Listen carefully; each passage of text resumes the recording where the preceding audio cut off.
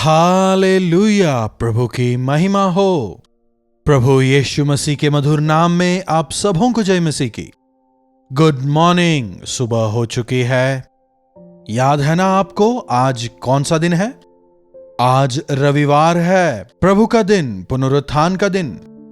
मैं आपको प्रोत्साहित करूंगा कि आप बिना चूके हर रविवार को चर्च जाएं, प्रभु के सानिध्य में अपने समय को बिताएं।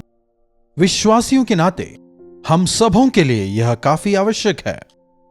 चर्च जाने से पहले प्रभु के वचन पर मनन करने का जो अवसर प्रभु ने दिया है, उसके लिए उनका धन्यवाद। आइए छोटी सी प्रार्थना से आज के मनन को शुरू करें। पवित्र पिता, आपका धन्यवाद प्रभु, आज के दिन में आनंदित और मगन होकर आत्मा और सच्चाई से आपकी आराधना करने में आप हमारी मदद करें। प्रार्थना यीशु के नाम से मांगते हैं, आमीन। क्या आपको चर्च जाने की आदत है? क्या आप प्रभु के आराधनालय जाते हैं? लॉकडाउन के दिनों में हमारे पास यह अवसर नहीं था, लेकिन अभी प्रभु के दिए इस अवसर का सदुपयोग करें। क्या कह रहे हैं? अरे प्रभु कहां हैं? प्रभु ने अब तक क्या किया है? कई समय से हम विश्वास में हैं, लेकिन फिर भी यह नुकसान, यह क्षति हमारे साथ ऐसा क्यों हुआ? क्या आपके दिमाग में ऐसे कई सारे सवाल घर कर गए हैं? अरे अगर प्रभु हैं तो फिर दुष्ट क्यों फल फूल रहे हैं? अरे वे लोग पाप करते हुए खुशी से जीवन बिता रहे हैं, तो फिर हम क्यों फालतू में अपने विवेक की रक्षा करते हुए, आनंद ना मनाते हुए, मौज मस्ती ना करते हुए अपने जीवन को बिताएं? क्या ऐसे सवाल आपके दिमाग में हैं? इतने दिन मैंने प्रार्थना किया, क्या लाभ मिला? अंत में नुकसान ही तो हुआ ना। कहां है परमेश्वर? परमेश्वर नहीं है। अगर परमेश्वर होते तो फिर पाप को बढ़ता देख वे चुप क्यों रहते हैं? शैतान को वे मार दें तो कितना अच्छा होता। जी हां, हम बहुत सोचते हैं, परमेश्वर तक को ज्ञान देने का प्रयास करते हैं। कभी कभी हमारे जो सवाल हैं उनके जवाब हमारे पास नहीं है, ना ही आवश्यक है कि प्रभु हमें यह बताएं। कुछ उनकी प्रणाली के तहत है और कुछ जो हैं उनके उद्देश्यों के तहत हैं, और कुछ को वे थोड़े समय के लिए अनदेखा कर देते हैं, और कुछ एक को वे दरकिनार नहीं करते, तुरंत ही उसका समाधान वे कर देते हैं। देखिए, प्रभु पाप सहन नहीं कर सकते।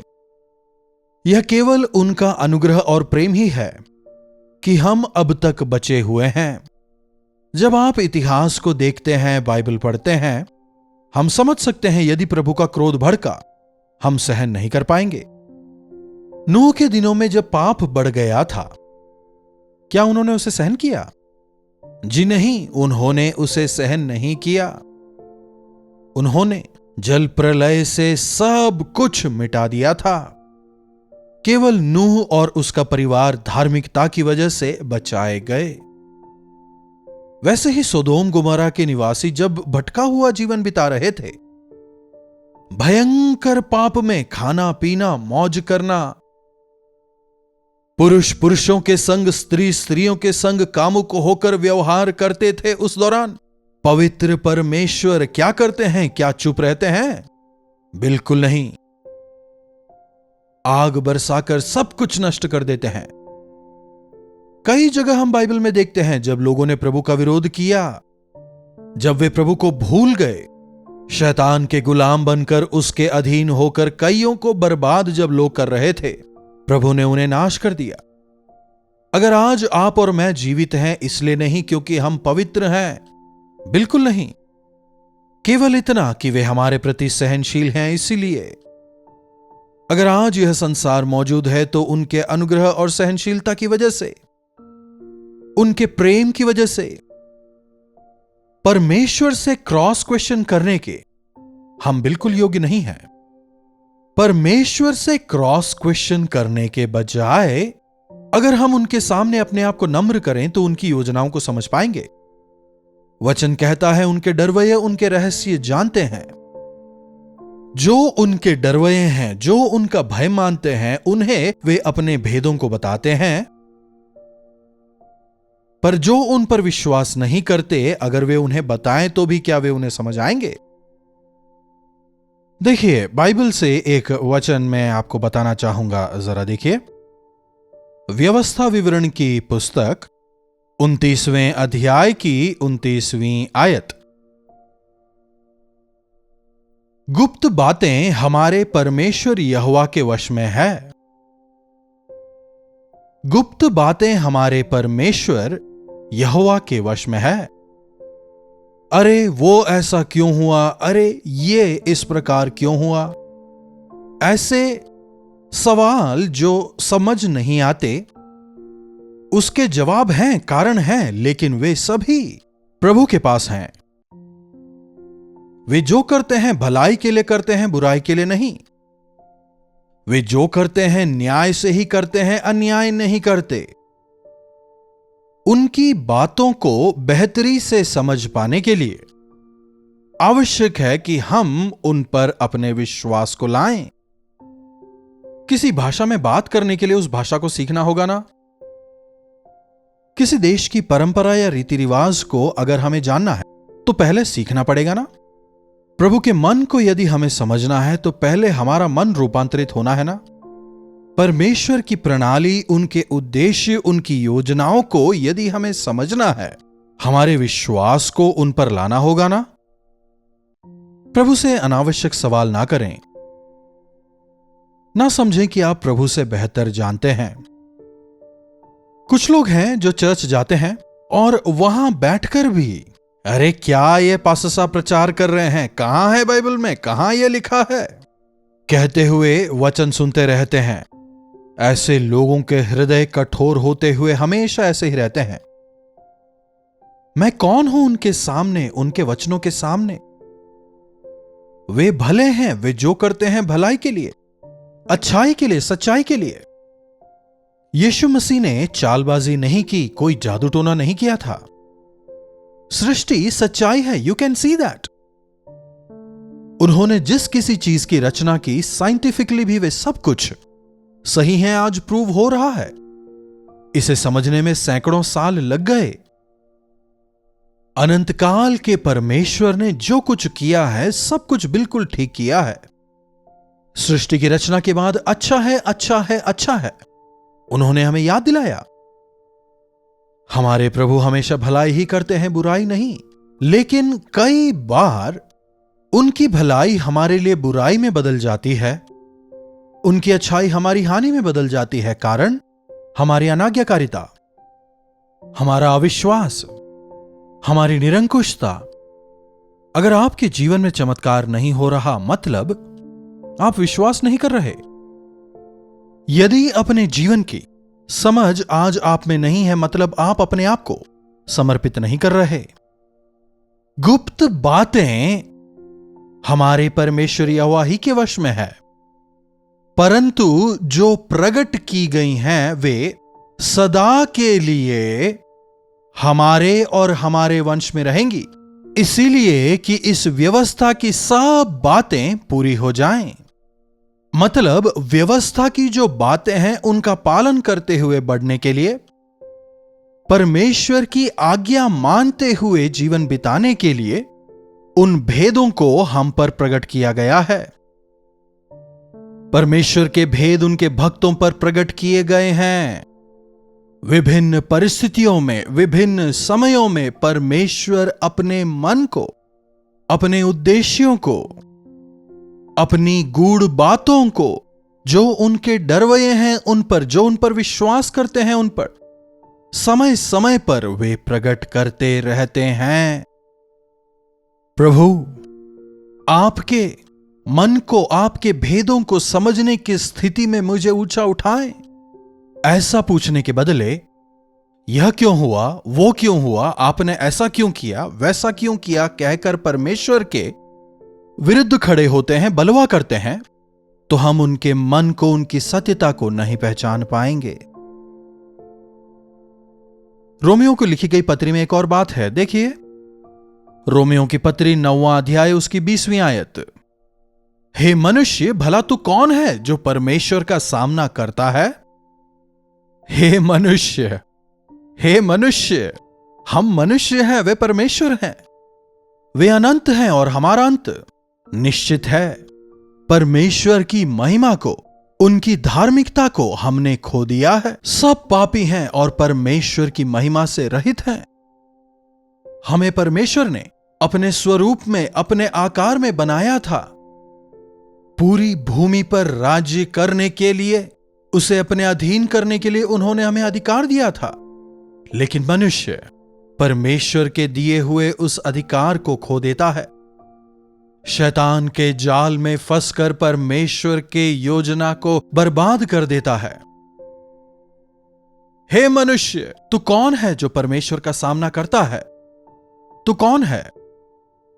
पुराने जमाने में कहते थे कि दादा को खांसना सिखाया। दादा दादी को या नाना नानी को खांसना सिखाने की आवश्यकता नहीं है। बुजुर्गावस्था आते ही वे अपने आप ही खांसने लगेंगे। आजकल कई लोग, हमें बहुत कुछ आता है, हमने बहुत कुछ जान लिया है, हमने बहुत पढ़ा है। हां, आपको कंप्यूटर आ सकता है, डिजिटल वर्ल्ड में हो सकते हैं, लेटेस्ट टेक्नोलॉजी का हो सकता है, आपको बहुत ज्ञान हो, लेकिन क्या बुजुर्गों का अनुभव आप में है? अगर आपको ऐसा लगता है कि मुझे बहुत कुछ आता है, मैंने बहुत कुछ सीखा है, आप हो सकता है सांसारिक ज्ञान में निपुण हो, लेकिन मुझे सब आता है सोचना अज्ञानता है, तो कौन है जो परमेश्वर का सामना करता है? क्या गढ़ी हुई वस्तु गढ़ने वाले से कह सकती है, तूने मुझे ऐसा क्यों बनाया है? मुझे ऐसा क्यों बनाया है? क्या बनाने वाले से ऐसा कहा जा सकता है? बनने वाली वस्तु बनाने वाले से पूछ सकती है, मुझे ऐसा क्यों बनाया? एक कुम्हार एक मटका बनाता है, तो क्या मटका पूछ सकता है, मुझे ऐसा क्यों बनाया?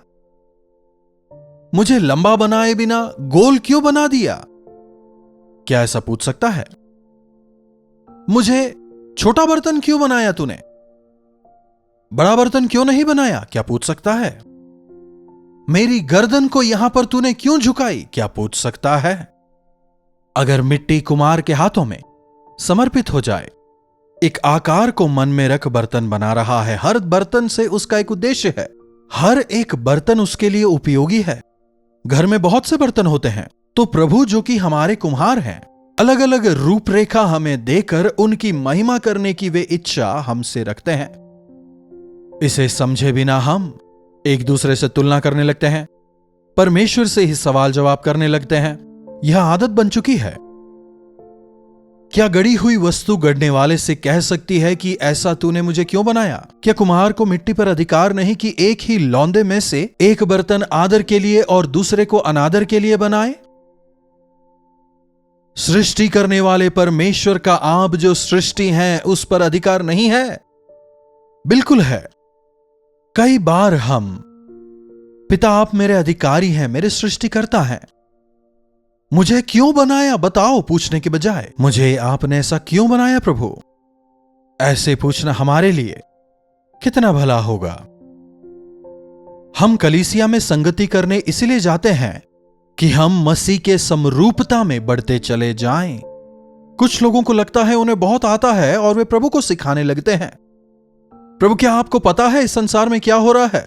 कुछ लोग ऐसी प्रार्थना करते हैं, प्रभु बीते दिनों में इस देश में क्या हुआ, क्या आपको पता है? प्रभु, क्या आपको पता है महंगाई कितनी बढ़ गई है?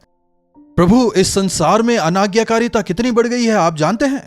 कई लोग अपने आप को ज्ञानी जान परमेश्वर को सिखाने का प्रयास करते हैं। उनकी बात सुनकर हमें अपने आप को झुकाना चाहिए। जब हम उनके वचन सुनते हैं, हमें उसे स्वीकारना चाहिए। मनुष्य जो कि सांसारिक है, कई बार आत्मिक बातों को समझ नहीं पाता। जब तक हमारी मन की आंखें नहीं खुलेगी, परमेश्वर की योजनाओं को हम समझ नहीं पाएंगे। इसलिए प्रभु, मेरे लिए आपकी योजना क्या है? आपकी इच्छा मुझे समझाएं। प्रभु से प्रार्थना करें। आपके लिए एक और वचन मैं पढ़ना चाहूंगा, यशाया की पुस्तक, उसका 29वां अध्याय 16वीं आयत। तुम्हारी कैसी उल्टी समझ है! क्या कुम्हार मिट्टी के तुल्य गिना जाएगा? क्या बनाई हुई वस्तु अपने कर्ता के विषय कह सकती है, उसने मुझे नहीं बनाया?